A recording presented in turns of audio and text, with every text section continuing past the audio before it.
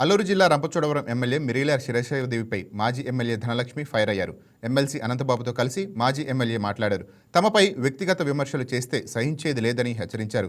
పదవిని అడ్డం పెట్టుకుని నియోజకవర్గ ప్రజలను ఎమ్మెల్యే దంపతులు జలగలాపట్టి పీడిస్తున్నారని మాజీ ఎమ్మెల్యే ధనలక్ష్మి విమర్శించారు. టిట్కో గృహ లబ్ధిదారులు వ్యాపారస్తుల నుంచి కమిషన్లు వసూలు చేయడం నిజం కాదా అని మాజీ ఎమ్మెల్యే ధనలక్ష్మి ప్రశ్నించారు.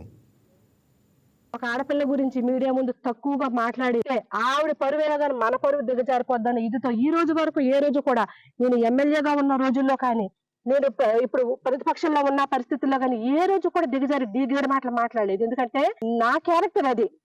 నువ్వు డీ గ్రేడ్ ఆడదానివి కాబట్టి మీడియా మూవీస్ పెట్టావంటే ఎప్పుడు డీ గ్రేడ్ మాటలు మాట్లాడుతూ ఉంటావు. నీకు ప్రజల సంక్షేమం గురించి పట్టకుండా ఊరు నియోజకవర్గం వదిలేసిపోయి ఎక్కడో ఉంటూ కబుర్లు చెప్తా ఉన్నావు. నేను ఇప్పుడే కాదు ఎప్పుడైనా చెప్తాను. నువ్వు ఏవిఎం ఎమ్మెల్యేవి మాట్లాడితే బ్యాలెట్ ఓట్లు లెక్క ఎట్టుకో. బ్యాలెట్ ఓట్లతో గవర్నమెంట్ ఫామ్ చేసి ఎమ్మెల్యేలైన చరిత్రలో, రాష్ట్ర చరిత్రలో, దేశ చరిత్రలో ఎక్కడే లేవు. కాబట్టి నీ బ్యాలెట్ ఓట్లు నీ గెలుపుని నిర్ణయించలేవు. కాబట్టి నువ్వు ఖచ్చితంగా ఈవీఎం ఎమ్మెల్యేవే.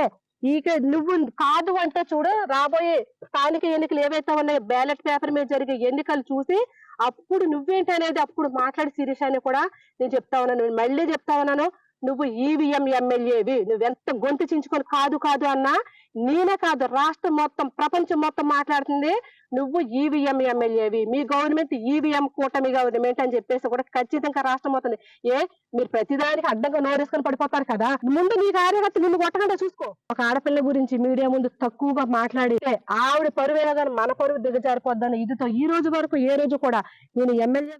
ఈ వీడియో మీకు నచ్చినట్లయితే లైక్ చేయండి, షేర్ చేయండి, మా ఛానల్కి సబ్స్క్రైబ్ చేయండి.